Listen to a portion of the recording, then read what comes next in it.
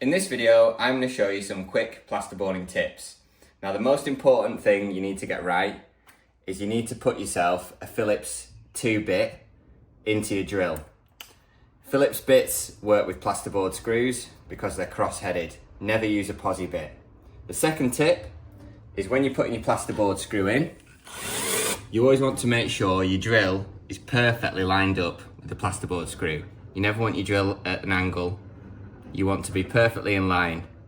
And then when you're putting your plasterboard screw into place, you want to put your body weight on the back of the drill, so all your force is directed through the drill. Thread the screw in. I like to stop when I get the plasterboard screw nearly into place, and then I just give it a final turn so that it's flush with the paper of the plasterboard. Check it with your finger. You can see that screw is perfectly flush and we're now ready to plaster. If you put all your screws in like that, you'll have a perfect job and your plasterer will love you.